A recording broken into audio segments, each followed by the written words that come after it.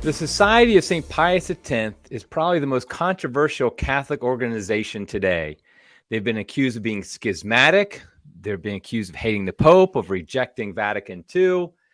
It seems like a lot of people want to talk about the Society of St. Pius X. So I thought, hey, why don't we actually talk to somebody from the Society of St. Pius X? So that's what we're going to do today on Crisis Point. Hello, I'm Eric Sammons, your host, editor-in-chief of Crisis Magazine. Before we get started, I just want to encourage people to hit that, smash that like button, however you're supposed to say that, to subscribe to the channel.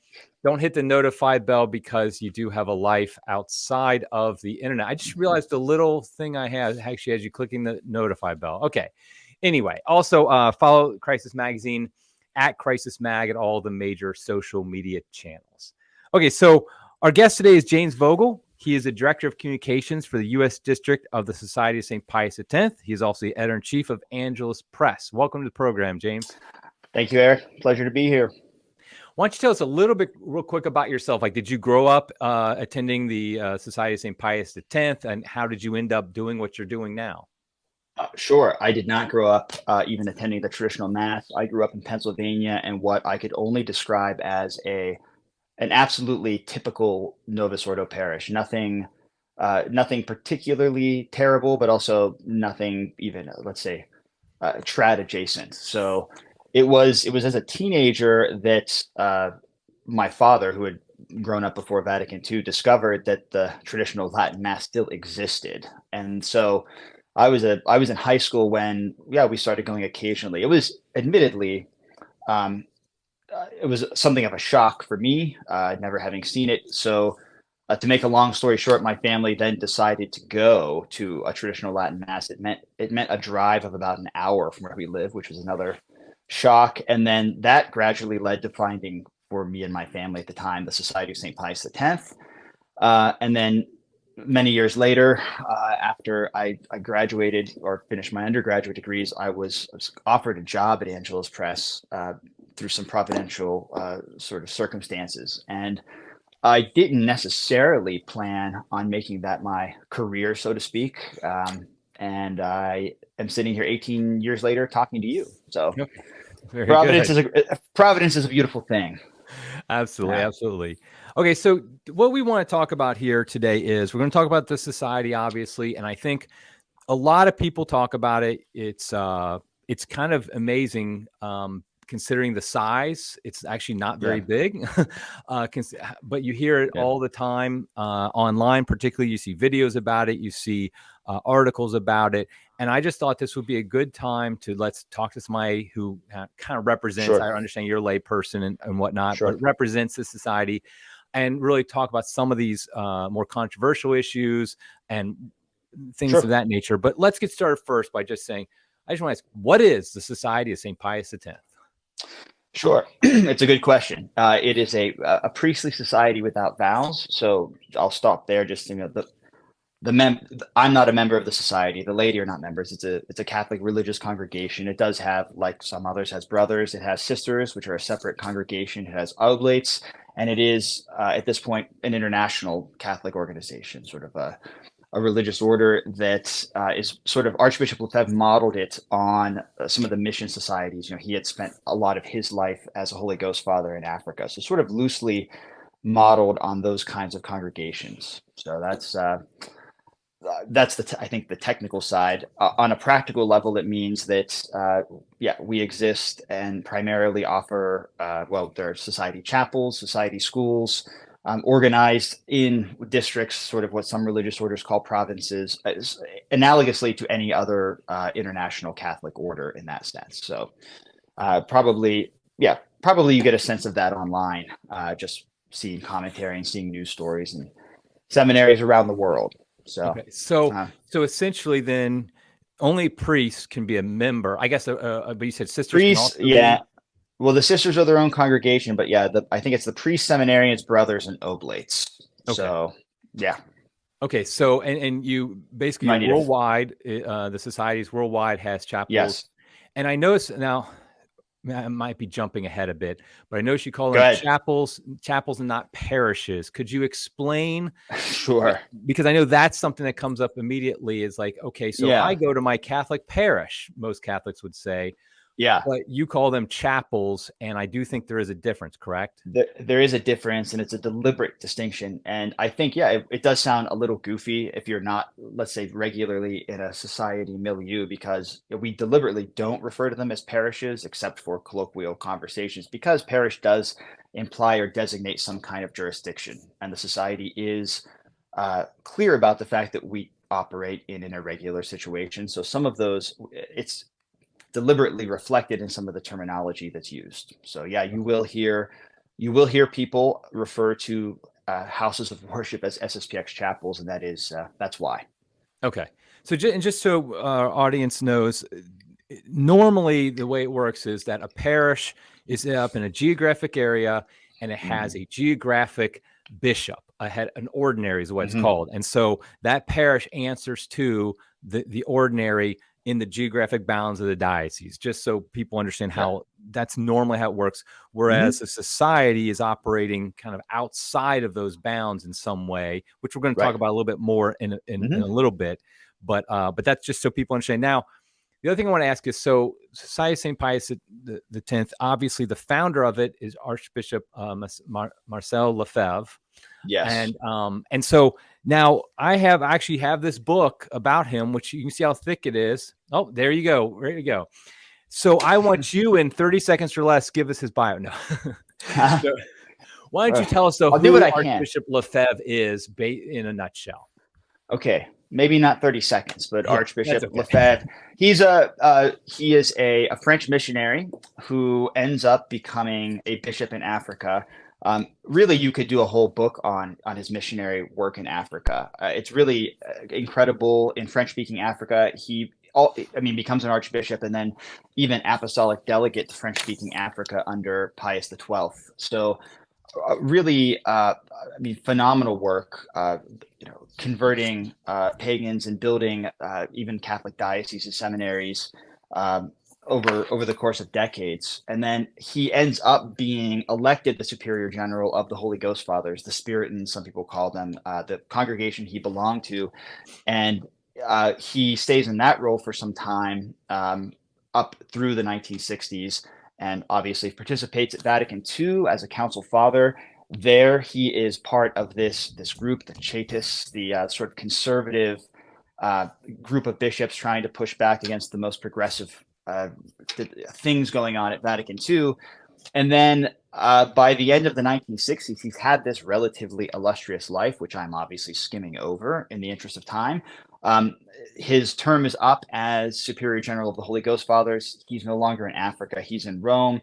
And, this is right at the same time, right as his, let's say, erstwhile career is winding down. Um, Vatican II is starting to be implemented, especially from his perspective. What he's looking at is houses of formation, seminaries in Europe, even in Rome. And he has seminarians on the one hand and friends of fellow bishops and contacts in Rome, sort of encouraging him in the late 60s. Like, let's say this is 68 to 70. The SSPX doesn't exist yet, but he's retired as the Superior General of the Holy Ghost Father. He's determined, or he thinks, well, maybe this is what Providence has in mind, some kind of an international seminary where we could maintain traditional studies for the priests. This would be at the service of bishops throughout the world. And at the same time, he's not a young man at this point, so he is willing to leave this in the hands of Providence, and Providence does. Again, interesting story. Bishop Tissier will give you the blow by blow. We can talk about it, but ultimately in 1970, he does find a bishop in Switzerland willing to let him start this, seminary and the Society of St. Pius X, which is the sort of the group that it becomes. And he is, this is all, the canonical approval was to him the sign that it was Providence. He was going back and forth, and there was a period of time there where he was, sending seminarians to what few good seminaries were still available and houses of formation. There were other people trying to start little groups at the time. But for him, that's really the mark of Providence, right? The church gives me approval, so we'll go forward. And then that's 1970. That's the birth of the Society of St. Pius X, which really is started as a Catholic society dedicated to the traditional formation of Catholic priests. He's Okay, convinced that's what the church needs more than anything right then. right. So let's just put ourselves in that time, 1970. Yeah. So that's actually the year the new mass started really being, Yep. the Novus Ordo started being celebrated. Yep. So was his idea then, so it's at its founding, at least, the society is canonically regular. It's approved by the appropriate people it needs to be approved by. But his purpose of it was from the start as a, I probably the word resistance might sound too strong, but as a something going against kind of the way things were going in the church, or no? Yeah, but yes, but I would say that you can read his, let's say, letters or conferences to his seminarians in the early 70s.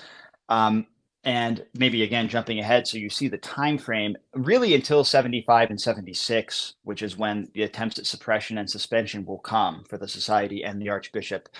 Let's say everything is canonically regular. So there's kind of a movement or a growth in the way that that Archbishop Lefebvre identifies problems in the church. So in other words, he doesn't come out in the statutes of the society from the beginning saying, we're here to condemn Vatican II and the new mass and, and disobey the Pope. It's more, yes, well, look, we see that the priestly formation is going in a different direction. We think the best thing we can do for the church is offer this formation for the benefit of everyone. And there are decisions made. Like, for instance, they don't use the new mass at Acon, the seminary where this all starts.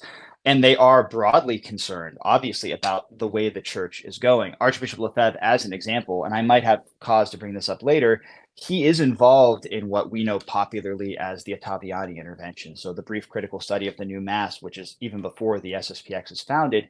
He is involved with these attempts to let's say raise doctrinal concerns to the authorities in the church. He's very involved with the international Catholic press in those years, even before and at the beginning of the society, basically trying to rally those bishops and congregations and priests, all still trying to get the lay of the land in the early days of the crisis. In that sense, I feel like these days in 2023, some of those lines are a little clearer, maybe even sometimes clearer than we want them to be.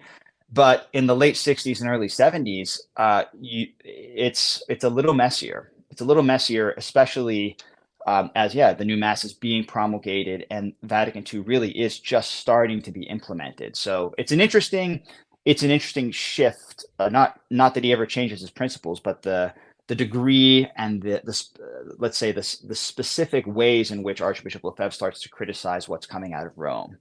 So the seminarians there at the seminary where he founded, 1970-ish, the new mass is being said. They're not saying the new mass, even though Paul VI, big debate about whether or not he abrogated. Obviously, Pope Benedict XVI later said he did not, but in practice, it was definitely discouraged. Is probably the much too light of a word. But so did he educate these seminarians and then send them off to other dioceses? Like, I don't quite understand if they're being educated and saying the old mass, are they just going to some diocese somewhere? And then what are they doing? Like, how did that work at the beginning when they're still kind of canonically regular? Right. So it works, what plays out in different ways, because it's true that he has seminarians coming to him from all over the world, right? Those first few years. So they are coming from different dioceses and they are coming from different countries. And, maybe without getting into the whole debate about incarnation, so whether or not they're being made members of the society or being formed to go back to different orders or places, I don't think it was very long before. I don't know how much that actually played out. So it played out in theory those first few years, that there would be this attempt to bring in seminarians, and maybe friendly bishops around the world would then want those priests to come back. But I don't know that it ever really, I don't know that we ever get to the point where that's really happening. It happened, I think, for a few years in theory. There were seminarians, I think, at Acon. I don't know that it ever got to the point where they made it to ordination and then went back to the home diocese. It's not clear to me that it ever actually worked in that sense, because really it is, again, I'd say by the mid 70s, there are restrictions that are starting to be placed on the work of the society. So. Right. So before we skip to the Episcopal consecration in 1988, what does happen in the mid to late 70s? What are the restrictions or and different Yeah. regulations put on the society at that point?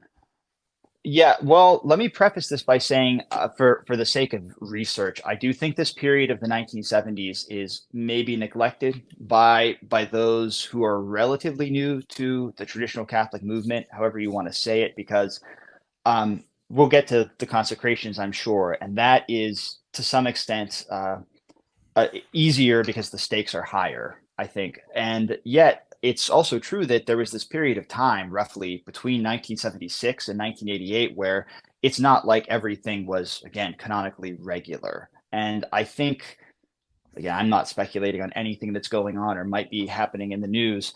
It's a good period of time to study to see what was actually done, not just by the society, but how Catholics were kind of wrestling with some pretty uncertain things coming from the highest authorities in the church. So against that backdrop, to make a long story short, what really happens is the French bishops in particular don't really love what's going on at Econ. It's in Switzerland, but most of the seminarians are French, and most of the French bishops are not, let's say, trads. Okay. So they're not thrilled that this Econ thing is going on, and every year it grows a little more, and every year it becomes a little more even it's a sign of contradiction to what they're doing in their seminaries. And so at some point, again, making a longer story short, Rome decides to make an apostolic visitation. So they send two clerics. I think they're both from the Pontifical Biblical Commission, Belgians. They go to Econ and they spend some time there talking to the seminarians, talking to Archbishop Lefebvre, seeing what the course of studies looks like. And whatever their impression was of Econ, they did scandalize some of the seminarians, some of the professors, because these are official representatives from Rome, and they are, for instance, casting doubt on the physical nature of our Lord's resurrection, saying things like, well, yes, clerical celibacy maybe doesn't have long to go in the Latin Church, things like that, which really, I would say, demanded some clarification after they leave from Archbishop Lefebvre. And this is where you get the famous, what is called now the Declaration of 1974, which Archbishop Lefebvre, it's something he really says or gives to his seminarians and then becomes public. We hold fast with all our heart to eternal Rome, and we reject the Rome of neo-Protestant and neo-modernist tendencies. Again, skipping over a lot of details. Well, that does get published, and the authorities in Rome see it and say, "Whoa, what's going on here?" Then this is, maybe to your question earlier. This is a little stronger than just forming priests according to traditional praxis. And then he ends up having to go to Rome. Archbishop Lefebvre goes to Rome to discuss the findings of those apostolic visitors, and now to discuss the declaration and what that all means. And he's told that the approval for the society is going to be withdrawn, that this is not the route they wanted to go down. That's not what they thought was happening. Again, French bishops, we can go through the sort of bad guys in this scenario, but Archbishop Lefebvre appeals. He appeals to the Signatura and I believe the CDF. I don't think both of those appeals are ever heard. So there's this kind of canonical limbo now in 1975, and then Archbishop Lefebvre goes ahead and does that year's ordinations, and Paul VI basically writes to him saying, you really should accept the suppression of the society. This is the famous letter where Paul VI says something like, Vatican II is actually in some ways more important than Nicaea, which again gives you a sense of the times. And then 1976 is really the year where things don't get better between Paul VI and the Archbishop. The society is, well, let's say some are claiming the society is suppressed, and who has the right to suppress that is a big deal. Whether Rome is just accepting the local bishops' attempts, or whether Archbishop Lefebvre would argue maybe he's appealing to higher courts and authorities. But what ends up happening is he does go through with the ordinations of 1976. Paul VI then announces that Archbishop Lefebvre and the clerics of the society are suspended, meaning they can't celebrate the sacraments publicly. So this is kind of, in a way, this is what establishes the conditions, at least ostensibly from the outside, until 1988. The priests of the society are suspended in the eyes of Rome. And that is maybe the only distinction I would make there, is that if you are suspended, at the very least, you're not a schismatic. Not that that's the bar we're shooting for here, but they are two different categories. So I don't know. It's probably a long way of answering that, but it's a fascinating. I mean, it is interesting to go back and see, what it was like in the mid 70s. It was not fun. I was going to bring it up in the context of the Episcopal consecrations, but I just want to bring it up now because this is the first time it happens. I think probably the number one concern or just objection to the society by most Orthodox Catholics, even a lot of traditional Catholics, is this issue of disobedience to Rome on some level. And how does the society justify the fact that if they're suspended, the classic case everybody uses is Padre Pio. And I do think that, I mean, on this podcast, people can look back, and we've talked about obedience in the church, talked to Dr. Pierre Kwasniewski about it, that it's not quite as blind as people want to think it is in Catholic theology. But at the same time, all the way up to the Pope is basically saying you're suspended. And yet they continue on. And of course, then later with the consecrations, it comes to excommunication. All that. So what is the justification for just continue, from Lefebvre's point of view, of just continue to go on, even though Rome is saying, no, you shouldn't continue on?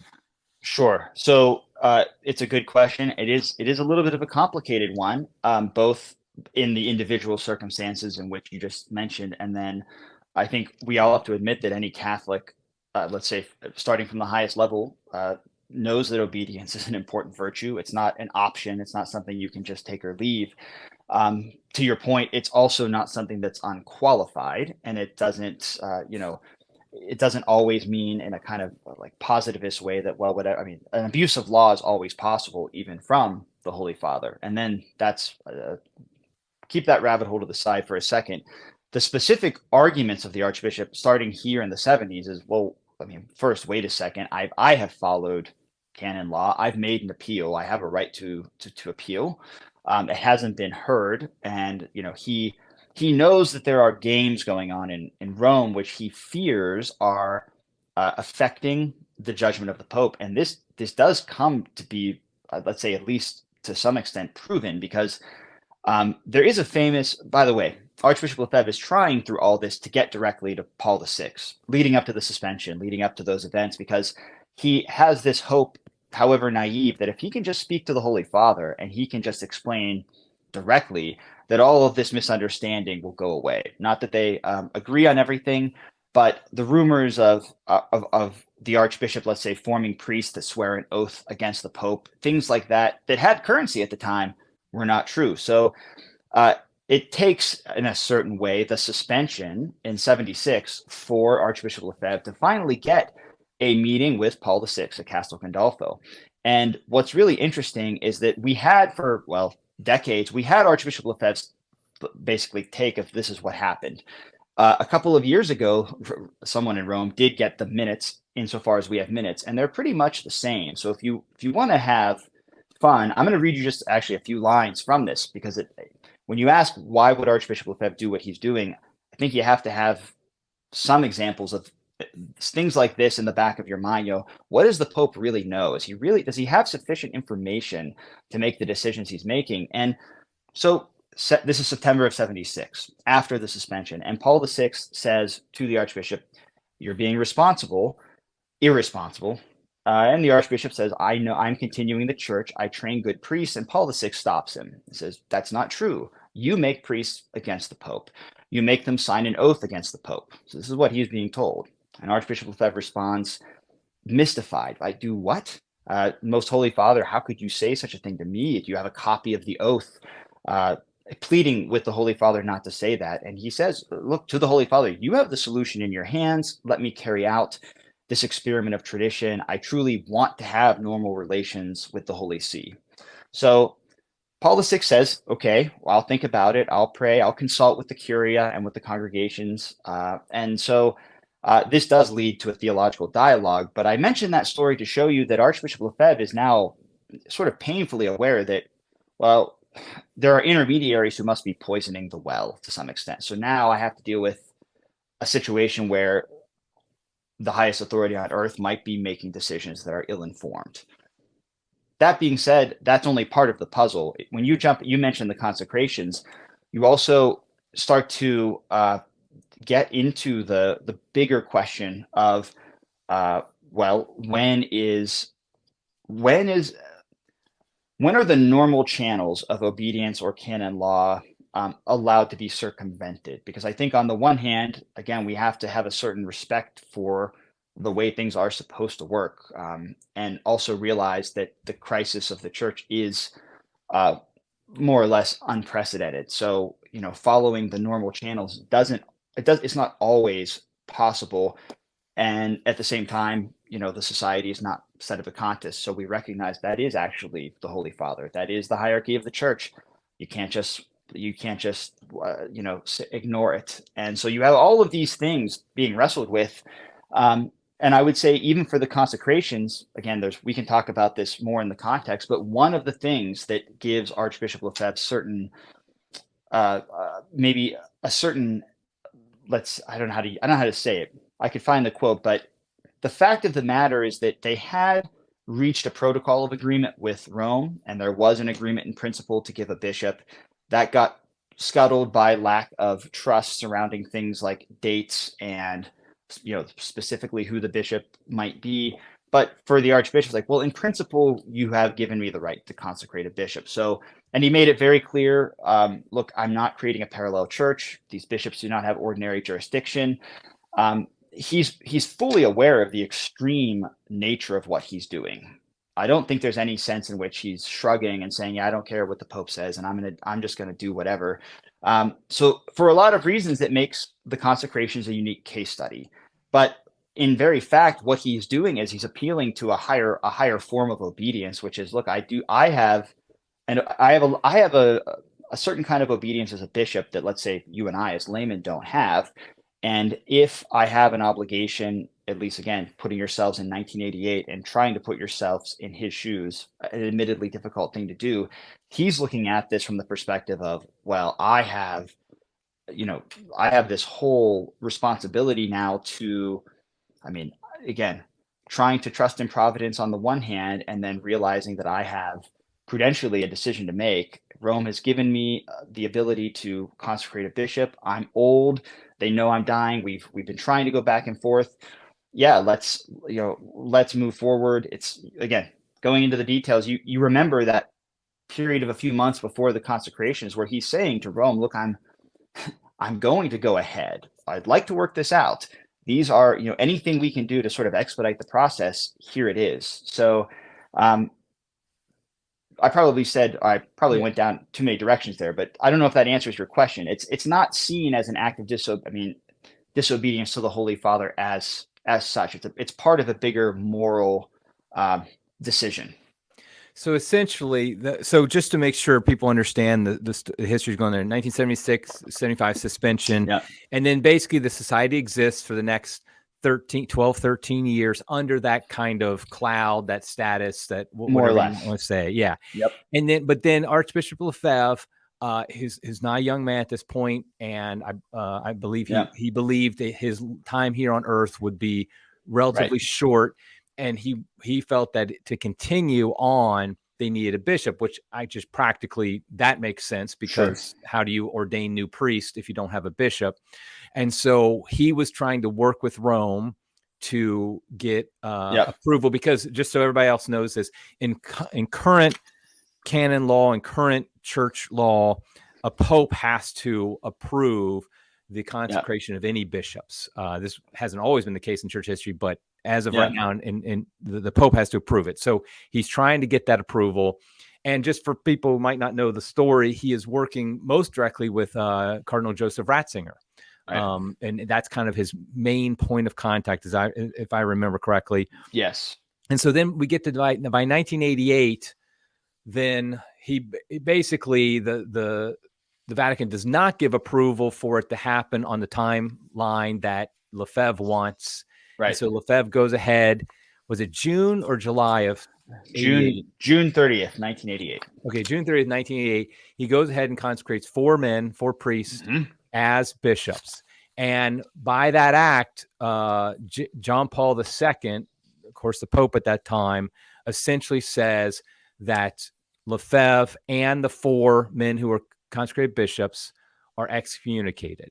And so one thing I always want to make sure these things are clear for people is nobody ever disputes that these were invalid consecrations. By that, we mean that these men who were consecrated bishops are actually bishops. The question is whether or not they have any jurisdiction, whether or not they're because they're not approved by the Pope, illicit, and issues like that. So just again, that's a really extreme measure.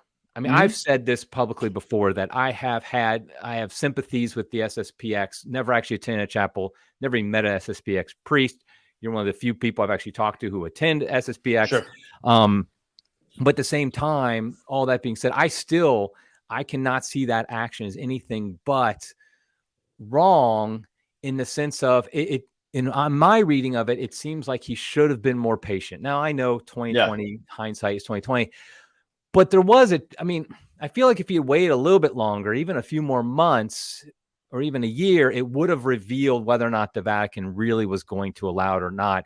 Because I think his position, and I've heard this from a lot, from reading and stuff, is that he realized they're just playing games. They're never gonna approve it. So how would you respond to like my concerns that it just seems like it was an act of disobedience, the actual consecrations? So I think you're right to say it's a momentous thing, and I think it can only be seen in the context of Archbishop Lefebvre looking at the situation in the church and the situation with the Society of St. Pius X as sufficiently grave as to justify the possibility of doing that. As far as the timing goes, I mean, it already had been a question, right? It was already something. I mean, Archbishop Lefebvre had been talking about resolving the situation of the society and the consecration of bishops being part of that discussion for years already. It really, I mean, there's an apostolic visit again at the end of 1987. This is Cardinal Gagnon, and he gives what is apparently a very favorable report. He even, I think we like to kind of point out, he assisted at Archbishop Lefebvre's mass at a cone. So yeah, Archbishop Lefebvre suspended, but the apostolic visitor from Rome is assisting there. I mean, really, it went very bizarre. Well. It's a little bizarre, but this gives Archbishop Lefebvre some hope at the end of the year. Like, okay, well, maybe there is actually going to be some solution, and that's what leads really directly into the discussions. I mean, there's other steps, but that's what leads to the discussions with Cardinal Ratzinger at the time. So, yes. I mean, I guess there's no way of ever knowing. Could he have waited another month? Would it have resolved if he waited till August? I mean, he certainly got to the point where he thought, look, it's not. Again, I'm not trying to put words in his mouth. I think you can read from his letters and talks at the time that for him, it's sufficiently dangerous for me not to wait anymore. Especially when, again, you don't really have to agree with him so far as even canon law, for instance, admits that there's no personal culpability. If you feel like you're acting out of a state of necessity, for the Archbishop, he's like, look, they're willing to give me a bishop in principle. We're haggling over the date. We're haggling over, well, who that bishop may be, but not that he ever made this, I don't think, explicit. But I think it's only in the 1950s that Pius XII makes it an automatic. I mean, so again, when you say excommunicated, if a bishop consecrates a bishop without papal mandate under canon law, it's a latae sententiae excommunication. It's automatic, like a self-imposed, like you did this thing. You don't even need a formal decree announcing it. So I think that starts in the 1950s under Pius XII with the Chinese Patriotic Church, because, well, that was a parallel church. And that's clearly not what Archbishop Lefebvre is doing here. So he really does go to great lengths to point out, I'm not conferring jurisdiction. These are not bishops with territorial jurisdiction. They are auxiliaries.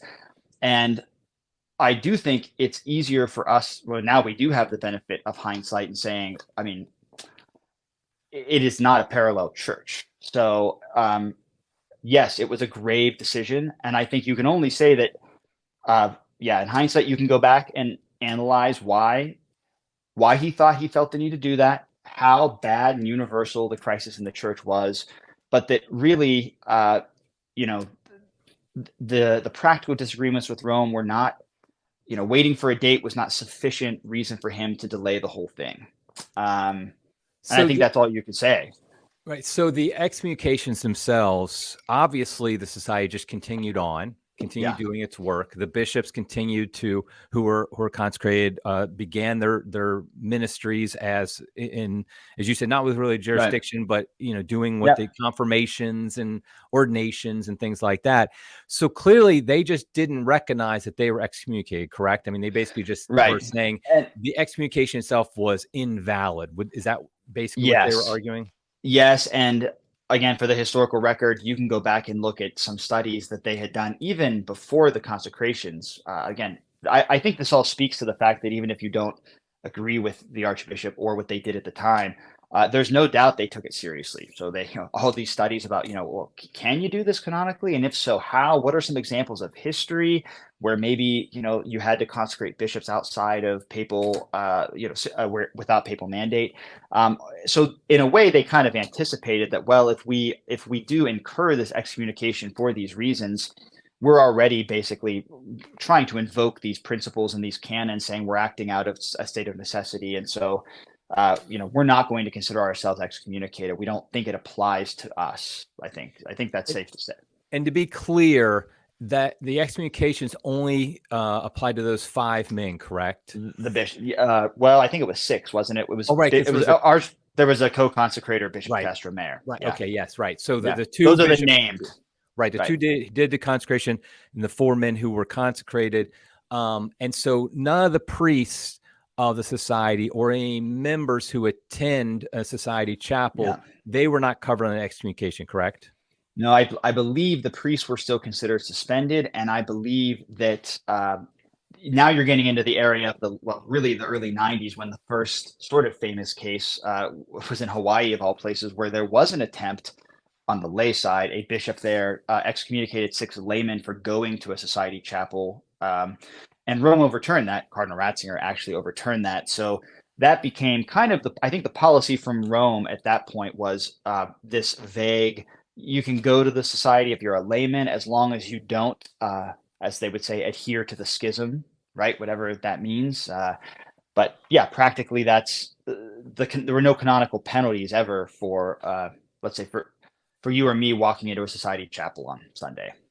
Okay, So so that's why I want to kind of segue into the whole status of the society. It's a very, yeah, frankly, it's confusing, yep, and it's all over the map at times, I feel like. But just to reiterate, then Lefebvre died in 1992. Is that right? 91. 91, and he Mhm. died, and that in the eyes of outside the society, that excommunication was still applicable. And Right, then the 4 men who were consecrated, they're still alive today, correct? that's right. And then Pope Benedict in 2007-ish, something like that, Yeah, he lifted those excommunications, he and so did. they're no longer, even if no Yeah, matter what side you were on, whether or not they were excommunicated, they're not now, right. because the Pope Benedict said no, that's no longer. And of course, he's Cardinal Ratzinger for people. I think everybody knows that, so he was very Yeah, intimately involved, obviously, with that. So at this point, there's no excommunications kind of on the table for anybody associated with the society now. right. So here's the big thing that comes up over and over. And I tell you, I get this question a lot from people Sure. who ask me, can I attend an SSPX chapel? What's its Hmm. status? And it's funny because over the years, my answers have varied, frankly. And Right. I feel like I felt bad about that. But now I feel like actually, I'm kind of just consistent with everybody else, because it seems like, I know in the 90s, that's when I became Catholic, was in the 90s. Sure. And I'd hear about this, and I'd be like, no, you definitely can't go. They're in schism. And then I started saying, oh, maybe it's irregular communion or something like Yeah. irregular status, canonical status. And then Francis ends up giving faculty. So let's just get into, what is the status? What would you say is the status of the SSPX in relationship to the universal church? Sure. That is a great question. Because there's not an entirely satisfying way to answer that without saying They're clearly part of the Catholic Church, in the sense that even, the authorities in the church recognize them as being part of the Catholic Church. While there's clearly at the same time some kind of irregular status, there's a canonical irregularity, but that's also not a category that you can go into a canon law book and say, well, okay, now we're dealing with canonically irregular people. Let's see what we do here. And it does. So you have the historical side, which we've kind of touched on, but then yes, now you have, well, even since Benedict or Cardinal Ratzinger, now you have a situation where, as we're sitting here right now, the Society of St. Pius X, the priests of the Society of St. Pius X, have permission from Rome, from Pope Francis, to validly hear confessions and absolve, something that was disputed again externally for a number of years because of the lack of ordinary jurisdiction. And more recently in 2017, the ability to get delegation to witness marriages in the name of the church from diocesan bishops. So I think that's fair to say is confusing. I just want to interrupt that real quick, and I'll let you continue. I just want people to understand that sacraments are different. Sacraments act differently as far as their validity, what they need for validity. Right. For example, a baptism, if it's done with correct form, matter, and it basically is valid always. Same thing with a mass. If it's done by a priest, a validly ordained priest, even one who is suspended or whatever, it's still a valid mass. Right. But confessions and marriages, a confession, a priest has to have faculties to hear confessions. And so if a priest without faculties hears a confession, it's actually invalid. It's not, it's not a valid sacrament. Likewise, if Catholics have to be married, Catholics, the husband and wife are the man and woman are the ministers, but in the church, the rule is it has to be witnessed in a church by a priest or a deacon. And so if a priest does not have faculties to do that, then the marriage is not valid. It's not an actual marriage. So that's why this is a big deal, because before Pope Francis, obviously society priests were hearing confessions, witnessing marriages. And on the outside, many people were saying, well, those aren't valid because they don't have faculties. But then Pope Francis gave them, as you just said, the faculty. So I just wanted to kind of make sure people understood why that matters. But go ahead and continue on, like how the society sees its status in the church in this irregular situation. Well, I would say that the society sees it as, I mean, in a certain way, in the same way that Rome does, which is, it's canonically irregular. We are, functionally Catholic, and even this is where it's a unique situation. It's an anomalous situation that doesn't have a neat category. And that's what I think people always want. Maybe even you, maybe even me, but it's really the case that how do you define a group that, has faculties for certain sacraments, but doesn't have the, again, normal jurisdiction to set up, shop in another diocese, or still makes use of supply jurisdiction for other things that it does. And at the same time, makes use of even on the juridical. Is it juridical? Yeah. For instance, if the society has a situation where there is a reduction to the lay state from a deacon or a priest, or a reserved sin still has recourse to the legitimate authorities, and the legitimate authorities treat the priests of the society as Catholic priests, which I want to point out, or even I could give examples, as Bishop Vogel being appointed by a Roman court in a case of an internal canonical trial for someone in the society. I would just point out that those are always interesting cases to me, because schismatics don't do that. Can you explain that Archbishop Vogel, first of all, who he is, and because I've heard that. Yeah, I'm sorry. Yeah. Like, what is that? What exactly was he appointed to, and kind of what does that mean? Because I think that seems to be a big deal. Yeah. Well, so to your first question, Bishop Vogel is one of the four. Bishop Bernard Vogel is one of the four men that archbishops have consecrated in 1988. But maybe the way he's known more frequently is that he was the superior general of the Society of St. Pius X. So let's say the CEO for 2 terms, which are 12 years in the SSPX. So for 24 years. So from 1990, I get this right here. From 94 to 2006, and then from 2006 to 2018. So 24 years as the superior general of the SSPX. And so he is part of a lot of this history that we're going over. You know, the discussions with Pope Benedict in 2011 and 12. A large part of what we're talking about now, he's the sort of head of the society during this time period where Francis is giving delegation for marriages, permission for faculties for confessions. And so, again, without knowing the details, because I don't know that the details are or ever should be public, but there was one of these cases, as far as I know, where something had gone to Rome for a judgment. And again, the canonical process requires different judges, different circumstances. And because it was, I would have been a member of the society, they appointed Bishop Villay as one of the judges in the case. So again, it's goofy in the sense of it doesn't really fit into a neat category, but it does show that there is even a practical connection between the society and the Catholic Church. It's not something that's outside.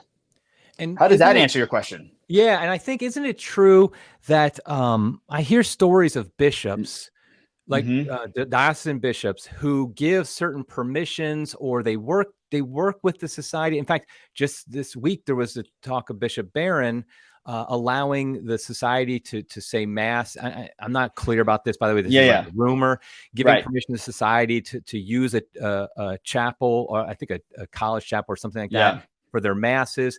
And so, but I hear this, you hear this every once in a while. Is it, so when a chapel is set up somewhere, do they communicate with the local diocesan bishop? Is there a relationship, or does it depend on the situation? It really depends on the circumstances and the history. And I would say that the letter of 2017 for the marriages has probably forced a lot of those situations that you're referring to, whether they're in the news or not, because now there is a kind of, let's say, a working relationship with some dioceses where they give delegation to priests of the society. And there are times, I guess, from what I know, this story about Winona, Minnesota and Bishop Barron, though, like you, it's not 100% clear to me.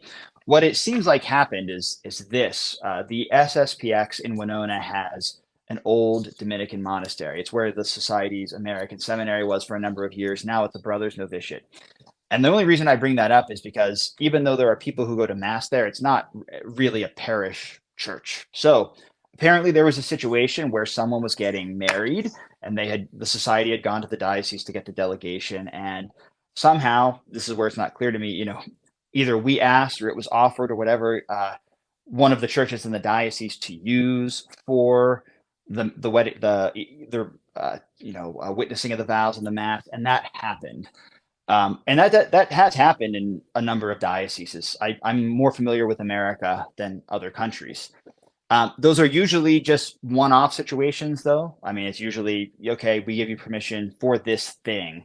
Same thing as pilgrimages. So when the society makes a pilgrimage, even a place like Lourdes, we often get permission to use the basilica or to use popular places of Catholic piety. Those are usually, usually one-off situations, and so since very rarely problems. Yeah. So since the faculties were given for the marriages, is it the case then that every time somebody wants to get married with the society priest as the witness, do you always then contact diocese to get that the paperwork, so to speak, taken care of? Is that the way it works? I believe so. Okay. Okay. But before that, you just did them, not necessarily with the diocese giving a stamp of approval. No, and just to be clear, even there, the society had a kind of form, which you might think is goofy, but if you were going to be married in a society chapel, I know this because I went through this myself. I mean, they are clear with you in the marriage prep, look, you don't have ordinary jurisdiction.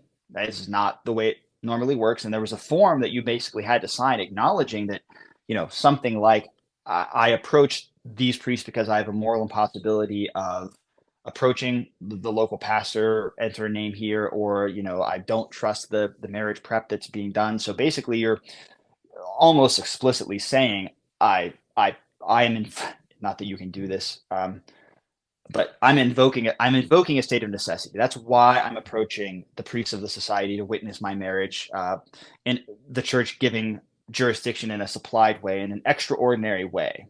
I don't know if that helps, but again, I think it speaks to the fact that if I leave you with any impression, it's that even when people might disagree practically with the society isn't just doing things, right? It's not just, well, no rules apply. We'll just do whatever we want and we don't care, because that's not true. Okay. Now, the main word that's thrown around when it comes to society these days is schism. Yeah. And even somebody as respected and as brilliant as Cardinal Raymond Burke, he has said that now I don't know what his current position is, but I know that publicly at some point he did basically say the society was in schism. Now, in today's world, I feel like there's two terms. There's schism and there's schismatic. And schismatic is what's thrown around as an attitude. I mean, because I've been called schismatic for my attitude. And then, but then there's schism, which is a specific thing in the church. Okay. And so how would you respond to the idea that the accusations that the society is in schism, specifically, not schismatic, but just in schism with the Catholic Church? I mean, granted, a lot of these times, these terms are used equivocally, and without getting into any, individual uses of the term, I do think people mean different things by them. Maybe that's a little bit what you're speaking to with schismatic. I do think it's clear that the sort of standard traditional definition of schism is the refusal of subjection to the Roman pontiff or of those in communion with him.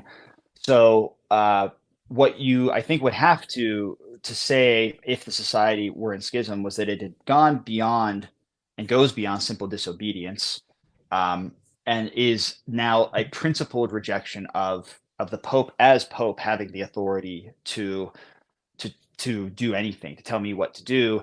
And then as a result, again, either as a result or at the same time, I don't consider, the local bishop or my local Catholics as fellow Catholics.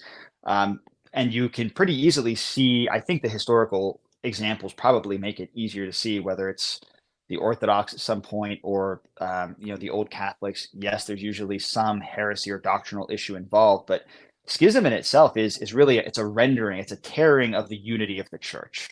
And I think it is different than simple disobedience. I want to make sure I heard something right. You're saying you do consider the local bishop and like Catholics of the parish as fellow Catholics. Yes. In fact, I mean, for some reason I heard it is like you don't. No. I'm like, no. I'm saying in schism, you don't. If there is schism, you don't do that. But maybe as a corollary to that, I mean, if you're a priest of the Society of St. Pius X, or if you attend Mass at any chapel of the Society of St. Pius X, you will hear in the name of the Roman canon at every Mass the name of the Holy Father and the name of the local bishop. It's a very practical but necessary thing that shows that we recognize their authority. We're in their diocese, and we pray for them in the canon of the Mass. Yeah, actually, I've argued for a long time that the giving the name of the Pope and the bishop in the canon is a huge deal historically. If you look at the first millennium, that's how you knew somebody was in schism, is whether or not they included them in the prayers of the Mass. In the diptychs and everything, right? Right, exactly. Yeah. In fact, that's what they would do. Is what would happen is that when a new pope was elected, you would send off the name to these other, like the Patriarch of Constantinople and Antioch, these places. So they would then update, and they had to actually make a profession of faith with that, just so that everybody knew. Okay, and same every which way, new Patriarch of Constantinople. Sure, they had to make a confession of faith. In fact, there's some consideration possibly that it was when the Catholic bishops the Pope and Bishop of Rome in the early 11th century included the filioque in his profession of faith, because he hadn't before. That's when the Orthodox started being, they took him out of the diptychs. Which the point of that is, that's just historical geekery there. But the maybe point, relevant. Yeah, the point is that the fact is that the Society of St. Pius V, at least to their own self-understanding, because they, by including the Pope Francis, we're not just talking about some generic Pope, but Pope Francis by name and the local bishop, at the very least, that says as a Society of St. Pius V does not consider themselves in any type of schism from the Bishop of Rome. So I think I always feel like that's an important issue there, regardless of the irregular canonical situation. I think you said Society of St. Pius V, just to be clear. Oh, I'm sorry. I meant no. because the Well, Society of yes, St. Pius V is that a is a real different. thing. That's a different thing. That's There's not. one. Yeah, there's I one. can't speak for them. Actually, that's actually an interesting. I think that is a good point here, because the Society of St. Pius V, for those who aren't sure, they are another priestly society that basically broke away, and when some members of the Society of St. Pius X in the early 80s, they broke away and they formed this. And I actually am friends with a guy who attends one of those, and there's a chapel nearby here, and so I know a little bit about it. But for people to understand, this does tell us something, because in their canon, they do not name Francis. They actually, they pray, they have, how was it explained to me? It's like an agnostic thing. They're not saying they're officially Sedevacantists, but they do not include the name of Francis in their canon. And they say they have some like insertion of words of like, if there's a pope or something, I don't know. I don't know exactly. But I think that's interesting, because to me, I've always thought, because of the whole history of the diptychs and the canons, that they're actually in schism because of that. Because if you don't actually acknowledge Francis as the Pope, or Benedict, or JP2, or whoever, then that actually, okay. So I think we beat this horse a little bit dead on the schism issue. So I would say that those are issues. And as far as schismatic, just to real quick wrap that up, I think that's a stupid word, the way it's being used. I mean, I don't know. Maybe the way it's being used. I mean, that's what I mean. Obviously, it means something in real life, but the way it's been thrown around, it just means you don't agree with what I think, and so you're schismatic or something like that. I think so. Yeah. Okay. So now the other big thing, I know we're going to go long on this one, because I know a lot of these questions are important for people. One of the big things that you hear about the society is their view of, well, I'm going to talk about both Vatican II and the new Mass. So let me separate those and first talk about Vatican II. Obviously, there's a lot of accusations of just regular trads who attend, let's say, the Fraternity of St. Peter, the Institute, or just a diocesan not indult Mass anymore, but you know what, a traditional Mass, that they reject Vatican II. And so how would you say, how does the society look at Vatican II in the sense of, is it a valid council? Did it make errors? What is the Catholic's obligation to follow Vatican II, so to speak? Sure. Yeah, a good and important question. And the simple answer to start with is that yes, it is accepted as a valid ecumenical council. You'll see, especially as an example, when there was the protocol in 1988, the sort of terms of agreement, I'll read it to you. Regarding certain points taught by Vatican II or concerning later reforms of the liturgy and law, which do not appear to us easily reconcilable with tradition, we pledge that we will have a positive attitude of study and communication with the Apostolic See. And so very broadly, there are certain points of Vatican II that the Society of St. Pius X considers objectionable and even erroneous. And I think that those are fairly well known, probably the biggest of which would be the question of religious liberty, the question that comes up from the document Dignitatis Humanae, to the point where that was the topic of a formal dubia that Archbishop Lefebvre and the Society sent to the CDF in the 1980s. We publish it under the term religious liberty question, but kind of setting forth where the Society finds that document irreconcilable with previous magisterial teaching. Things like collegiality and ecumenism, there are also points of departure. And for the Society, it's simply a question of, well, we're not basing this on we don't like this or we don't understand it, but take an Archbishop Lefebvre. Hey, I was teaching seminary and teaching papal encyclicals, and I taught certain things like Mortalium Animos on ecumenism, and this does not seem to be the same thing, right? It doesn't seem to be the same doctrine. And you get into now, different phrases over the period of the last few decades, right? Interpreting the council in the light of tradition, or maybe newer, the hermeneutics of continuity. There are, I would say, at a minimum for the Society, there are points to be clarified that only the magisterium can clarify. So where there are points of, obviously, let's say I would broadly say that most of it is not a question of a debate with the society. I think the society's really tried to point out that there are very specific parts that we have objections to, parts that need to be clarified um, or taken out and replaced. I mean, there are, again, not up to us to do that work.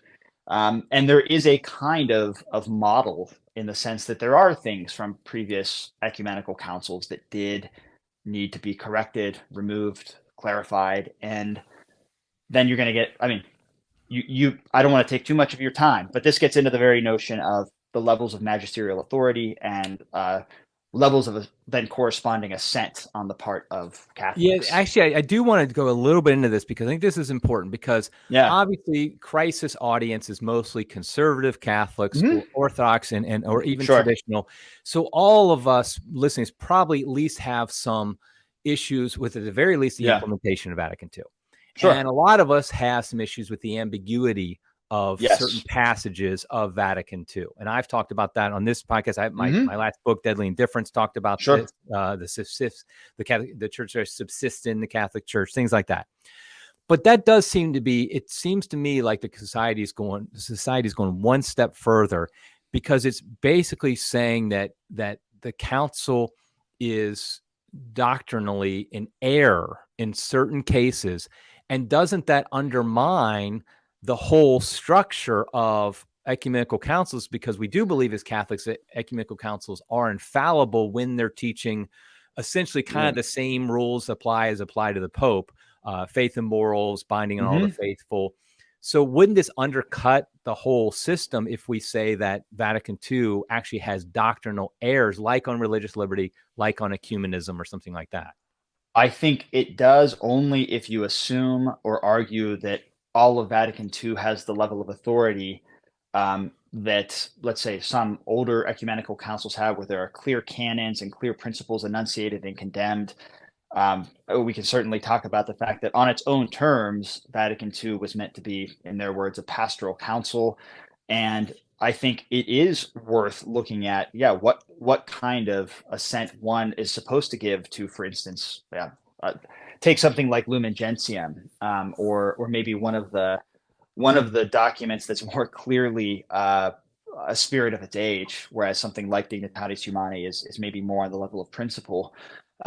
I think that it's possible, and I think the society does do a good job of saying valid counsel, but in these specific parts, there's a lack of clarity. This is not, in.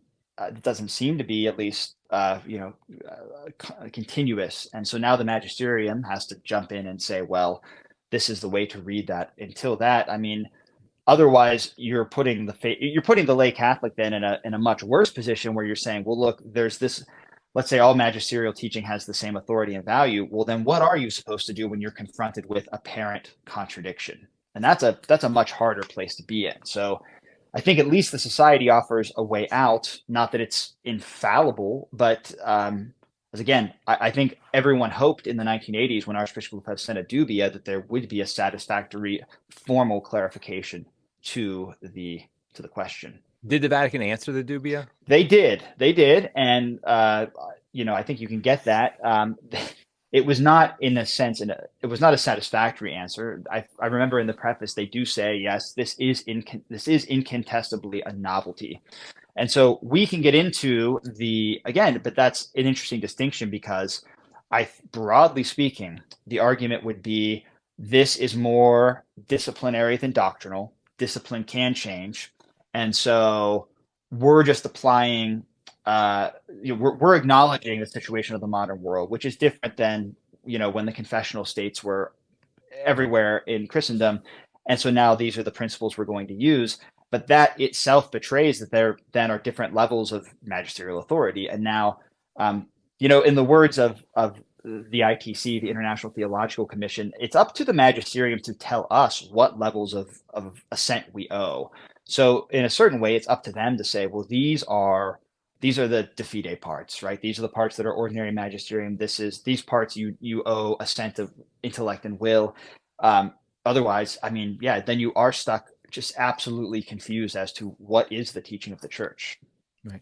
And also, I want to note that, and I don't want to speak for him in any way, but Bishop Athanasius Schneider Yes. has raised very similar questions, particularly on religious liberty and some of these other questions about this. And he's obviously a bishop that, at least Yeah. as of right now, is in good standing and not suspended, not any, he's just a regular auxiliary bishop of a diocese, and he has publicly raised, I think, some of the almost the exact same concerns that Archbishop Lefebvre raised. And so it might not be as clear cut as we might want to think, as far as when it comes to questioning some of the teachings of Vatican II. But I do think it's something, I feel like, I mean, I've publicly criticized aspects of Vatican II, but I do feel like it's something that needs to be entered into with fear and trembling because it's a valid ecumenical council, and we're, at least you and I, are just lay schmoes. Right. Obviously, a bishop has a higher duty to address it and everything. But I do think it's something that there should not be a cavalier attitude of, well, Vatican II is wrong, I agree. and we're right. Yeah, so. I agree. I mean, look, Archbishop Lefebvre was a council father at Vatican II. So, I mean, and it's, it is interesting also, I think, to go back and look at the ways that other ecumenical councils were sort of, clarified by future popes, clarified by future even councils. So, again, some distinction, yes, to your point, has to be very careful and soberly done. But I think it's all in the distinctions of not everything is being created equal. And I think Bishop Schneider actually brings up an example in one of his books of a council in the Middle Ages that declared something that then a later pope or council actually said, no, that's actually not true. So clearly it's happened before on some level. And like you said, it's trying to figure out what the level it matters. Okay, so the last thing I want to talk about in general, though, is the Mass, the new Mass. Novus Ordo, obviously, I think we all know that's kind of the raging debate. Now, it's been said, I hear it said often, that the SSPX basically tells their members, you may not attend the new Mass. And so the first question, is that true? And if it is, or if it isn't, what is kind of the SSPX position, so to speak, on the new Mass? Like, is it valid and good and whatever? Yeah. No, again, a fair question. I would clarify, just maybe for the sake of being pedantic, that, when you say SSPX members, I'm thinking of this question more for even like the average guy in the pew hearing something from a society priest or something like that. When I say members, isn't like an attendee at a chapel. No, got it. So, broadly speaking, yes, the society does not say the new Mass. They do consider it valid, and of course, if it's done by the books with the right intention, all the normal caveats. We obviously have a critique of the whole liturgical reform and a pretty, I would say, stringent one about the new Mass. And before I think I'll answer your question, but yes, broadly speaking, the society does not encourage people to go to the new Mass. And I think that it has to make sense in context, because I know that can sound shocking, especially if you just hear that on its face. But I would say the approach is more like this. The liturgical reform has been a disaster, and it's been a disaster almost in every way at this point. And I would say that the problems, or let's say the reasons the society and others go to the traditional Latin Mass or don't go to the new Mass are largely not one of preference. I think even you have had, or maybe you yourself have said, there is something more to stake than just what Mass I like. Either way, and for the society, it's twofold. I mean, there's the sense that you'll see again in the Ottaviani intervention. Part of the problem is that the new Mass is set up in such a way that, as they would say, like it's the abuses and different ways it's celebrated are a feature, not a bug, right? You get really on the ground when you ask a question like this, can you go to the new Mass? Realistically, the question is, well, which new Mass, right? I mean, it's almost different everywhere you go. So there's that aspect to it. But really the problem at its root is that even though, yes, it is open to abuses and we reject things like communion in the hand and other sacrileges, the real debate comes down to whether the new rite of Mass explicitly and appropriately expresses notions that are supposed to be intrinsic to what a Catholic Mass is supposed to express, notions like sacrifice and propitiation. So if it's true that some of the prayers of the Missal are, let's say, defective, they're not as clear and Catholic as they should be, and if it's also true that, lex orandi, lex credendi, then yeah, that's why if you look at it through that context, if it's not, uh, if it's not a question of preference, and there is something actually in the Mass that is the Missal, to be clear, in the Missal that is deficient, then yeah, why would we advise you to go to that? I think that's the approach, if it makes sense. So even if there's nothing else available, so like let's say we're talking about Yeah. somebody, the only Mass within, let's say, 3 hours is the new Mass, and let's say it's even one that we would say, at least on its surface, is celebrated properly. Not a clown Mass, not something craziness. The priest is trying his best to follow the Missal, and would, even in that case, would the recommendation just be to stay home rather than attend the new Mass in that situation?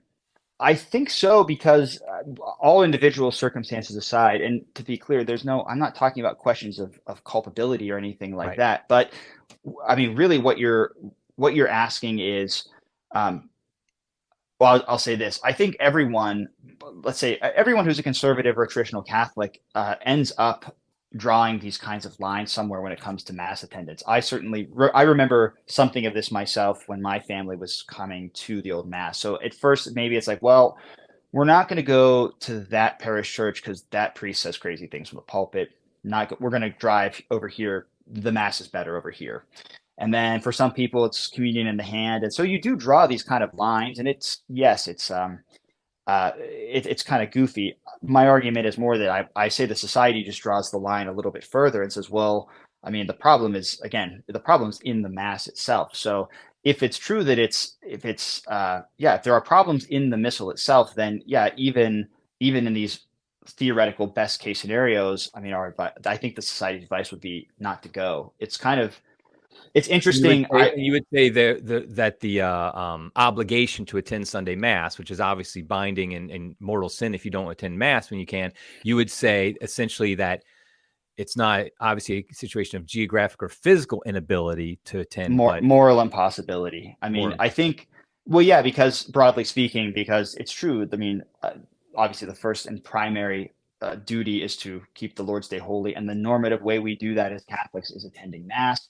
But I think everyone's broadly familiar with the exceptions that do exist. If you're sick, if you do have to travel, if there is moral impossibility for different reasons to attend, then you're not obliged to. You're still obliged to keep the Lord's Day holy. You're not obliged to attend Mass.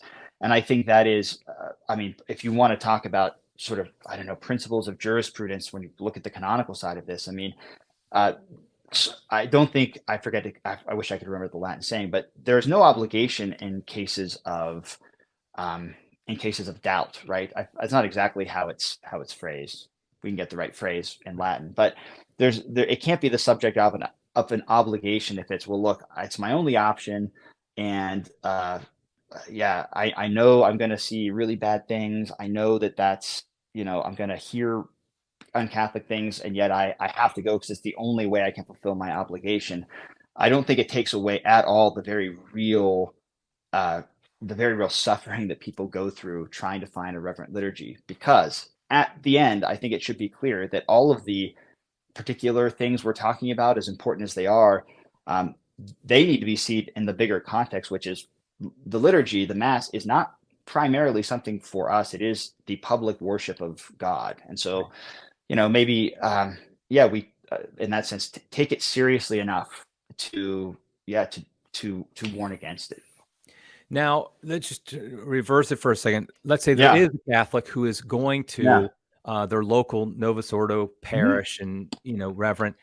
Would the society? I actually don't know. I'm going to act like I don't know the answer. I don't think I do. Would the society say that person is able to grow in holiness, grow closer to Christ, and Yeah, basically achieve the beatific vision, or sure. is it kind of hopeless for that No, person? no, no, no. I don't think they're actually connected because I I think we're talking about two different things now. So in the case we've been talking about up to now, it's presumably someone who has an awareness that, boy, there's something wrong here Right. in the new mass, and I'm not sure if I can do something in good conscience. If it's someone who, yeah, let's say new mass is all you ever know, you're let's say in that sense invincibly ignorant that there's even problems. You might not even realize that um, you know, certain things are even abuses, right? You're doing as far as what you know, you're doing what the church is telling you to do.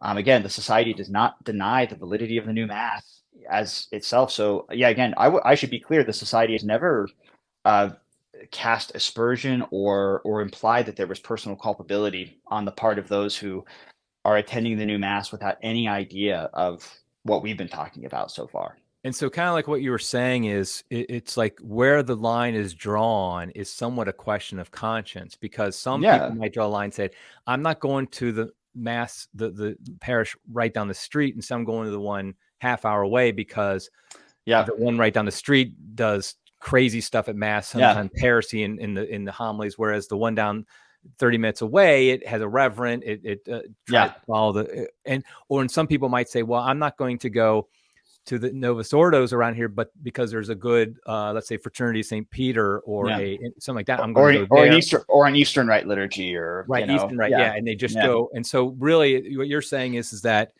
it ends up being a question of conscience for each person yeah. based on their own knowledge. And so, for the society, at least, their general view of where they draw the line is just simply pretty far over to uh, attend a traditional Latin Mass. Now, and actually, let me take that real quick. That reminds me, what about traditional Latin Masses said by non-society? But like, so for example, the Fraternity of St. Peter or the Institute Christ the King or a Yeah. diocesan one, what's kind of the society view of the legitimacy of those masses and going to them?